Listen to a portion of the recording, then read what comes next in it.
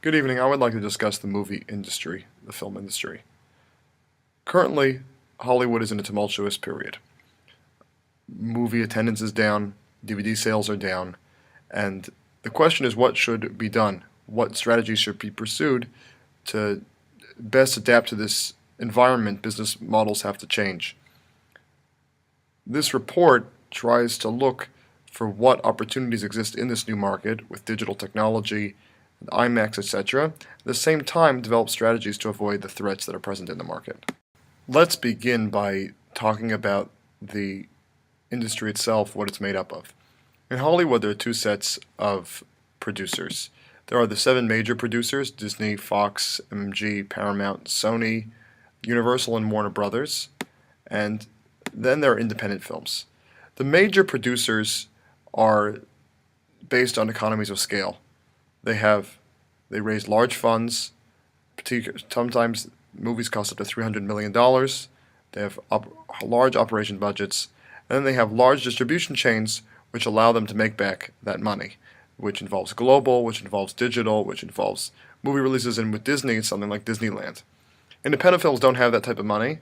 They don't have a relationship with the distributors, so they operate on a much smaller scale, and they gain acclaim through they'll have film fairs and festivals, and that way they gain acclaim, but they operate differently. The substance of this report will discuss the major producers and how they reflect.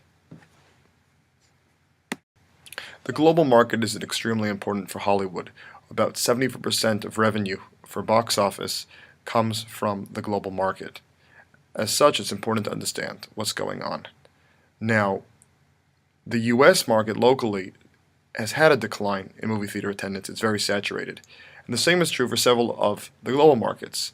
Some global markets are very filled up, well established, that do gain a large portion of American films are Western Europe, particularly England, and Japan is another example. In Asia, what was formerly both very saturated markets, and those markets are experiencing decline.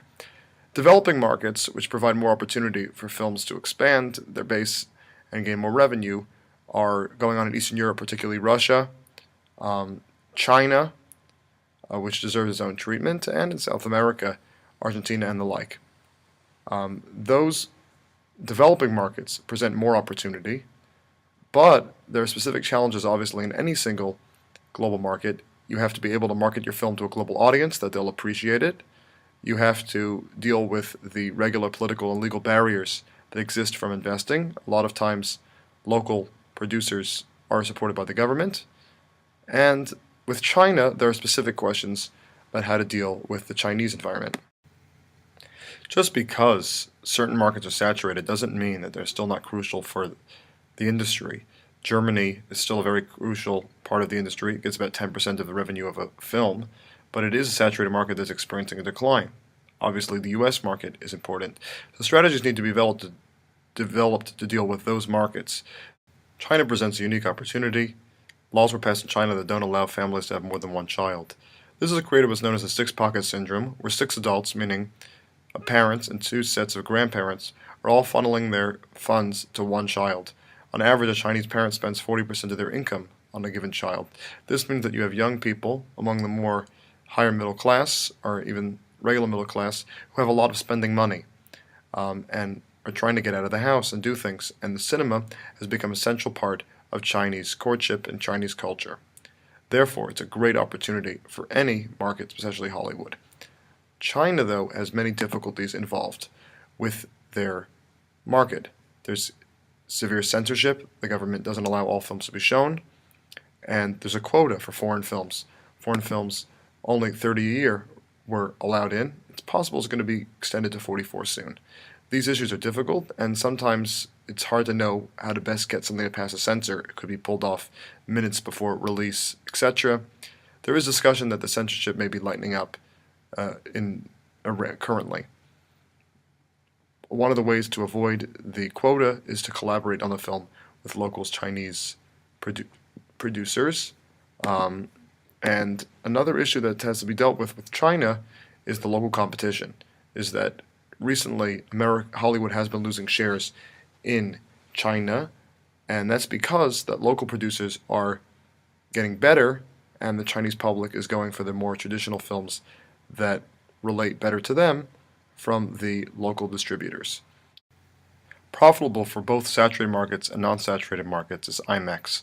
IMAX presents itself as a screen that can be 8 stories tall and over 100 feet wide, and it's a unique experience that can't be replicated at home. So therefore, in saturated markets where home entertainment has been taking people away from the theaters, IMAX can be a differentiated product that will bring them back. In unsaturated markets, developing markets, IMAX has been increasingly popular, and it still is something that continue to be pursued.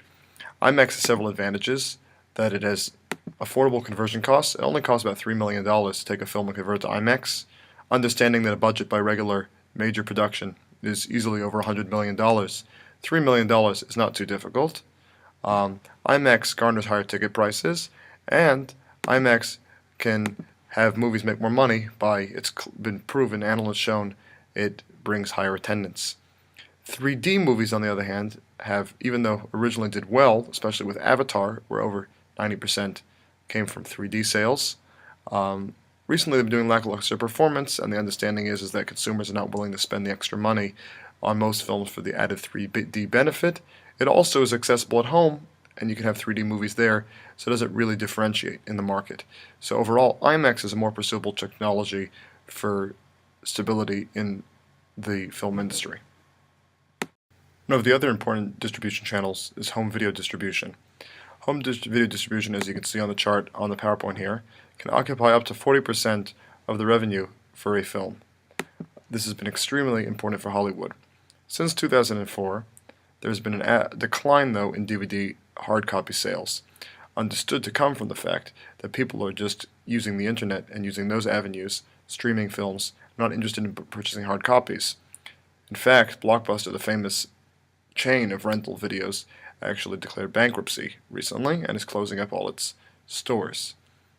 So DVDs have presented a falling category of pursuit for revenue, and what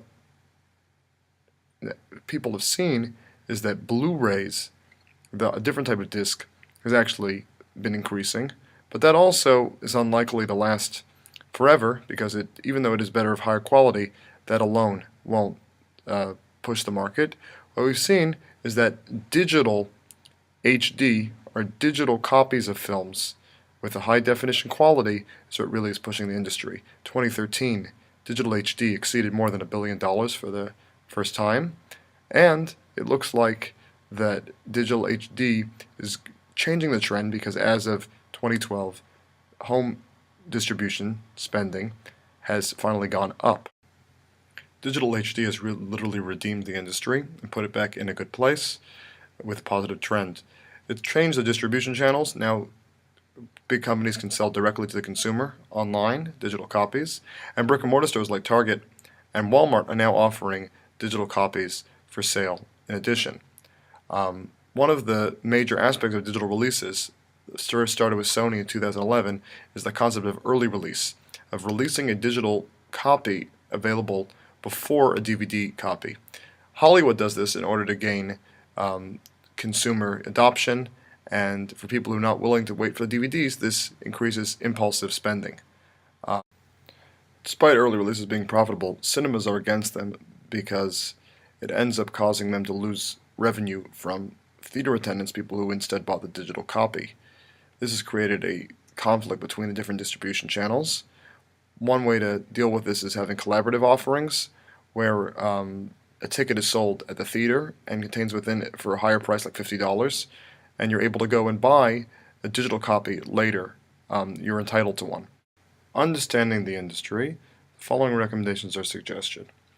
Because of the importance of the global market, films should be created with a global theme, one that is a universal message, not too particularly American. Now, at the same time, it shouldn't be overdone. It shouldn't be so bland and just have special effects, because that won't sell either. So obviously it can be involved plot, it just can't be something specific to Americans like humor, etc. Also, to gain insight would be to have collaboration with foreign producers, or to do a joint film, which even has benefits to China because that gets around the quota. And that way to best understand the market. Um, Another possibility is to involve foreign actors that resonate well with the local people will also help, especially since American actors don't necessarily resonate in China, and so local actors will do a better job.